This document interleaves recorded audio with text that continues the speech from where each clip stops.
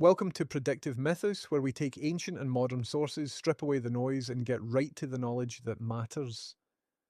Today, we are doing a deep dive to connect a concept that seems, well, impossibly modern simulation theory with some of the oldest texts in human history. We're talking biblical sources, Eastern philosophy, and Gnosticism. Our mission is to see how these ancient traditions, separated by thousands of years and miles, all seem to land on the same conclusion that reality is an information based projection generated by consciousness and maybe even managed by non human intelligences, It's a really surprising convergence, and it reframes what we think of as mythology. right? We are just treating these as old stories.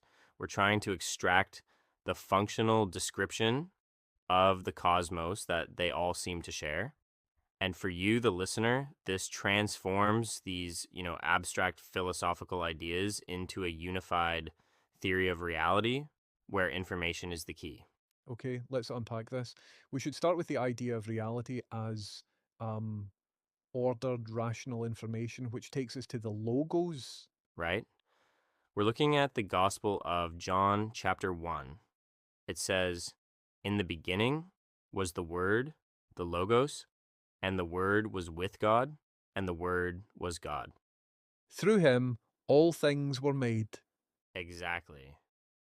And Logos is so much deeper than just word. The Greek means reason, logic, principle. Sounds a lot like a blueprint, like if God is the programmer, the logos is the source code. That's a perfect analogy. The Logos isn't just a one time thing either. It's the active substrate that not only created reality, but is continuously sustaining it, So it's like the universe's operating system, right? constantly running. Precisely.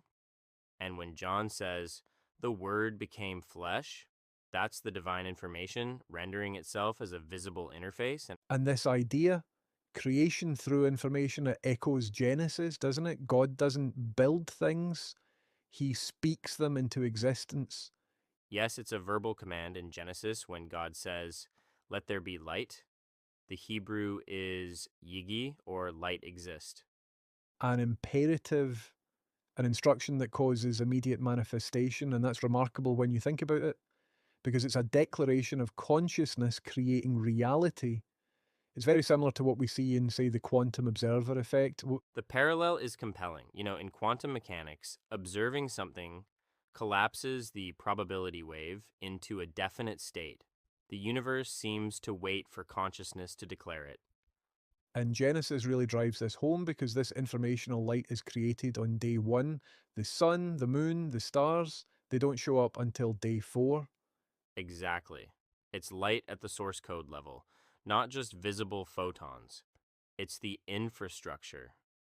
So if reality is a program running on the Logos, then the figure of Jesus in this narrative is basically someone with admin access. That's what it looks like. Like the miracles aren't random magic. They're systematic. Yep, they're systematic reality manipulation. Walking on water. That's a physics override. Water to wine is molecular restructuring. Healing is biological reprogramming.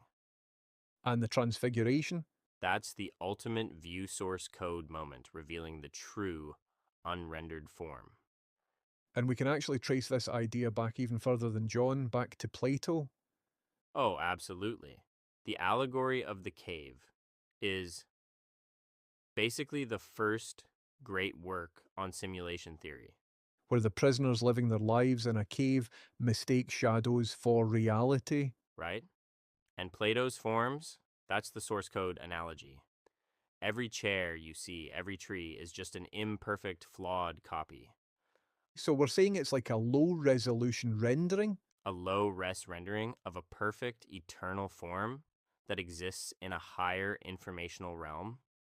Just like a 3D model in a computer is an instance of the perfect code behind it. So this informational reality is just baked into Western tradition. Based on what we've read, this is utterly consistent. Okay, here's where it gets really foundational for me. When we shift east, we find entire systems designed not just to describe this reality, but to hack it. This is where we run into Maya, and Maya is probably the most misunderstood concept from Eastern thought, Yeah, I agree. People just think it means illusion. right? Which is way too simple. In texts like the Bhagavad Gita, Maya is the creative power of the divine. It's the energy that projects all material experience. So it's not that my desk isn't real, it's that it's a temporary projection from a kind of cosmic operating system. Exactly. Maya is the cosmic projection system. Krishna even says he's the source of all spiritual and material worlds. He's basically the origin server.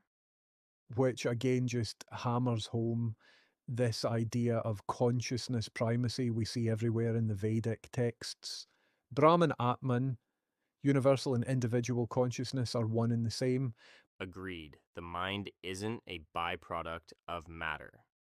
Mind is the foundation of matter, And the most extreme version of this has to be the Buddhist Heart Sutra. Form is emptiness, emptiness is form. which sounds a lot like a modern physicist talking about particles being just excitations in a quantum field. The solidity we see is fundamentally computational. So if the universe is a program, you should be able to control it with consciousness, which brings us to Patanjali's Yoga Sutras. The Yoga Sutras are not an exercise manual. They are a consciousness hacking guide, plain and simple. The whole point is to achieve samadhi. Which is basically root access, getting administrative control over the cosmic operating system. And that access grants the siddhis. Yes, the siddhis, psychic powers, levitation, invisibility, things like that.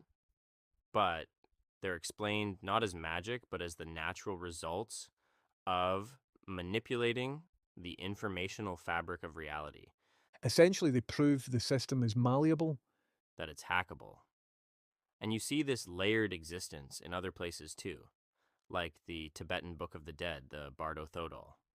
It describes the after death states as navigating these intense, purely mental projections, whole worlds generated just by consciousness.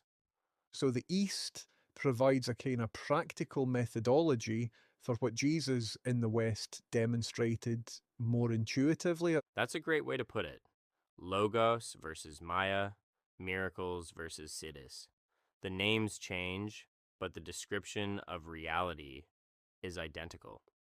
But now we have to talk about something crucial, something that makes this knowledge matter to you, the listener, the consistent cross cultural description of non human administrators, the controllers. And this is where we get into the most explicit ancient simulation theory you can find, The Gnostic text from Nag Hammadi. the Gnostic. For them, the world wasn't just a projection, it was a prison, designed by a flawed programmer, the demiurge, Yaldabaoth. He's this arrogant creator who says, I am God and there is no other, because he's literally ignorant of the higher reality of the pleroma.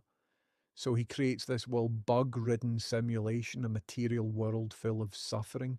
And to enforce the rules, he has the Archons. The Archons, Yeah. from the Greek for rulers, they're the automated agents, the NPCs of the system.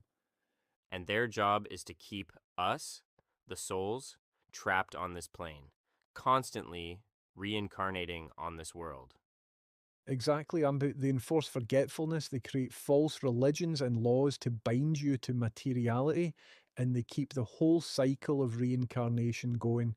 Their main function is to prevent gnosis, to prevent you from getting the direct knowledge that would let you see the simulation for what it is and escape. And this Archon figure isn't an isolated idea, it connects directly to the Watchers from the Book of Enoch. It does. The 200 fallen angels who came down and taught humanity metallurgy, weapon making, cosmetics, Our forbidden knowledge. knowledge that corrupted humanity by getting them obsessed with the material world. It's precisely what the Gnostics said the Archons do. You invest in the prison. So the Gnostics were just seeing the Watchers through a different lens. They recognized the same pattern. Agreed? It really suggests a blueprint for control. And this idea of a layered prison, it's universal. You see this association of 7 rulers with the 7 classical planets. The Sun, Moon, Mars, Jupiter. Right. Across Babylonian, Persian, and Gnostic systems, the idea is that the soul, when it tries to leave, has to get past each of these planetary spheres. And each one is controlled by an Archon acting like a firewall. Exactly. They are blocking your passage. Even the Apostle Paul seems to know about this. In Ephesians, he says, our contest is not against flesh and blood, but against the authorities of the world. And the Greek word he uses there Is archontes. He's talking about the archons. This was common knowledge in the ancient world. So if we synthesize this, Archons, Watchers, planetary rulers, Yeah. in today's terms, they're system administrators. Or firewall programs, semi-autonomous agents. They're powerful. They maintain the system, but the texts are clear. They lack true divine consciousness. They're just cogs in the machine. Okay, so let's bring this all back to the 21st century. What does this mean when modern science seems to be catching up? Well, the parallels are just striking. I mean, Nick Bostrom's 2003 simulation argument basically made this a mainstream idea. But the really deep connection is with consciousness itself. Absolutely. The physicist Eugene Wigner famously said that quantum mechanics can't even be formulated without referring to consciousness. You need an observer. Which is exactly what the Upanishads claimed thousands of years ago. Mind is fundamental. And then you have the holographic principle, the idea that our 3D reality is encoded on a 2D surface. Which sounds just like Indra's net from the Vedic texts. It does. A cosmic web where every jewel reflects every other jewel. It's an ancient way of describing a holographic informational universe. It's no wonder this stuff gets absorbed into pop culture so easily. The Matrix is just a Gnostic story, a straight up Gnostic parable. The Archons are the agents, and the red pill is Gnosis, and Inception is the Bartos from the Tibetan Book of the Dead. Dream within a dream realities manipulated by consciousness. It's a direct portrayal. So, the big question for you listening has to be why the consistency? Why did all these different cultures arrive at the same basic model of reality? There are a few possibilities. Maybe it was just cultural transmission along the Silk Road, or maybe it's a universal psychological archetype, Or, or the most radical idea. yep, They were all independently describing a reality that actually exists, that these controllers and layers of consciousness are real. so let's just review the principles we've extracted. 1, consciousness primacy, mind is fundamental. 2, information theory. Reality is encoded information, a divine source code. 3, non-human controllers, the Archons, the Watchers, maintaining the system. 4, layered existence, from Plato's cave to the planetary spheres. And finally, 5, reality manipulation. The fact that the system is malleable, hackable through things like miracles or seeds. These ancient masters, they didn't have our modern language, but their descriptions of reality are a match for our most advanced theories. It fundamentally reframes what we call myth. It changes everything. They describe a reality that is far stranger, more controlled, and, well, more beautiful than we normally imagine. So, the real question, when you look at all these sources together, it isn't whether we're living in a simulation, it's whether you are ready to develop the consciousness technologies like Gnosis or the deep practices of yoga that these masters use to navigate reality's deeper levels, and maybe, just maybe, escape the very control systems they so consistently described. Okay. That's it for today's podcast. Thank you for sticking with us all the way to the end. We are grateful for your time. We are going to be digging much, much deeper into these different areas over the coming weeks and months. So if you enjoyed listening to our conversation and would like to hear more, please like, share, and subscribe. We look forward to next time.